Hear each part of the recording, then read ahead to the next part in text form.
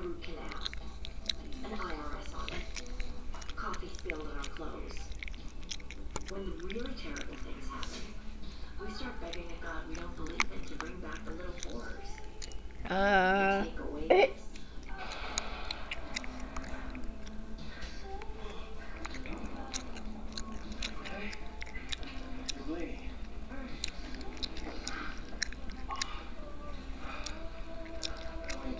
Give me a blanket and take her out. Hey, put her back in. She just put her in a plastic box. She needs to be held and I'll put her back in. You okay? No, I'm not okay. We gotta get out of here before it's too dark.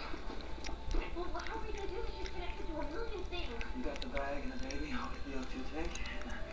Maybe we'll disconnect her and get her out. Is that gonna be okay? That's gonna have to be.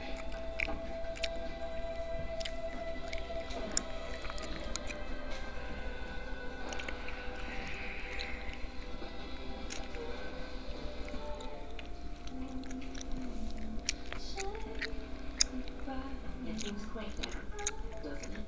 The flood in the kitchen, the poison oak, the fight that leaves you shaking with rage. Would it have helped if we could see what else was coming? Would we have known that those were the best moments of our lives?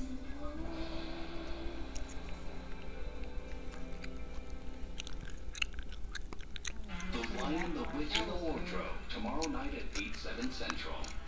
Time of death at 8:52 p.m. It was a year that ended in heartache. Her husband just died in powerful march to never get it out. Tragedy. ABC next Thursday. What these doctors have to face. Ashley, can you hear me all those colored pencils? What? Can you hear me all those colored pencils? What's up? You okay? ABC's Grey's Anatomy, all new next Thursday at 9/8 Central, followed by an all-new Private Practice. Thank you. Located live, late-breaking. This is KNBC 9 News at 10. A church that has proudly served the Westport area for more than 175 years is in ruins tonight after being devastated by fire. The historic Westport Presbyterian Church sits at Westport and Wyandotte. That's where we find KNBC9's Martin Augustine live. Martin? Laura, it will be tomorrow before fire investigators can get into what's left of the Westport Presbyterian Church begin the process of trying to figure out what caused this terrible fire. As of right now, there are still fire crews, as you can see, up on top of ladder trucks, pouring water down onto the top of the church, trying to knock down the last of this terrible fire. But whatever caused this blaze, the fate of the church had probably been sealed before the first firefighters arrived. So much fun. Everywhere you look, there it is. No matter how quickly you move, it's growing so fast.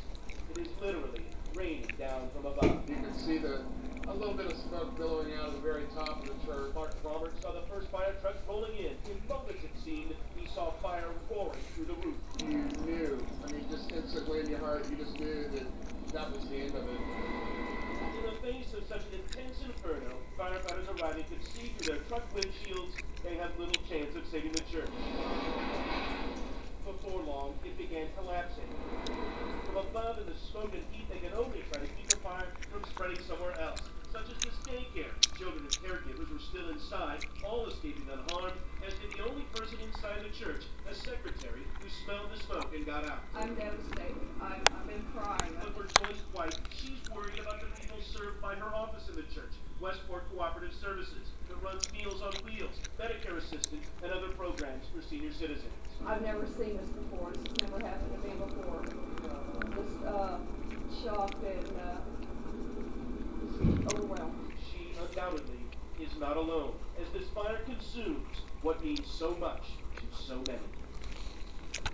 We're back out here live in front of the Westport Presbyterian Church. Here's another look at one of the fire crews up there pouring water down on the church. Now, just an hour ago, there were 4, maybe 5 crews on top of different ladder trucks dumping water down on the church. Now it looks as though it's down to 2 and maybe just this one you're looking at right here. There may be one behind the church. That gives us a sense that perhaps firefighters are getting ahead of the fire, but still, lots of smoke still coming out of the church, though not nearly as much smoke as we noticed probably 45 minutes ago. Now, while there is so much damage here, and while this church means so much to so many people, as we said, the good news, if there is some good news in all of this, is that everybody got out of the church. There was just one person inside. There were the children and the caregivers in that daycare behind the church.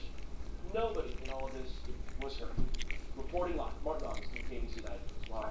Martin, thank you. Now, first reports of the fire began coming in shortly before 6 o'clock. The church has been around since before the Civil War. It was founded as the Cumberland Presbyterian Church in the town of Westport in 1835.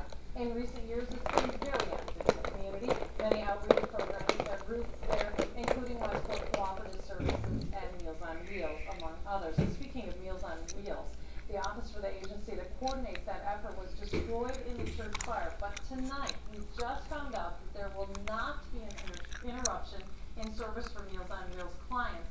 Meals will be delivered tomorrow as scheduled.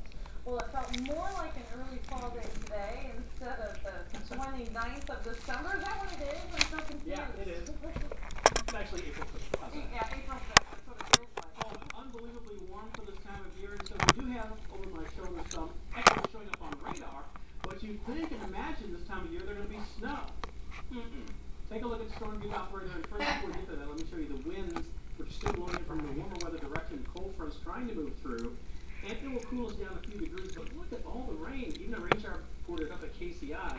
The farther north you travel, the more likely you're going to run into these showers. They're not going to last too much longer, though. I think that they're going to move out, say, between 1 and 3 in the morning, especially in the easternmost flank of the viewing area. So we're talking about a few showers, mostly light. With the temperature staying above freezing, we don't have to worry about black ice or slick sliding away, which is good news. But things are going to get much sharply colder for rain in the new year. Back to you, Laura. We'll talk to you soon, Brian. Now into a disturbing developing story out of Hardin, Missouri. Police and school officials are investigating an assault case at Hardin Central High School. It involves multiple students. KBC9's David Hall reports from the small Ray County community. Good evening. Police tell me that they are investigating an alleged assault that took place right here at Hardin Central High School involving several students. Now, because of the ages of these students, investigators aren't releasing much info other than to say they got this information from the Ray County Sheriff's Office almost 2 weeks ago. Now, we reached out to the school board, the school, the Sheriff's Office, and the prosecutor's office, but no one was available for comment. Now, we tried talking to neighbors and parents out here, but this is a pretty tight-knit community, and this is a sensitive subject, and as you can imagine, folks really didn't want to give us too much information, and they really did not want to speak to us about this. That is the very latest. Reporting from Hardin, I'm David Hall, KNBC 9 News. David, thank you. We've learned an area college will not play a basketball game tomorrow night. It comes a week and a half after a player was killed in a car accident.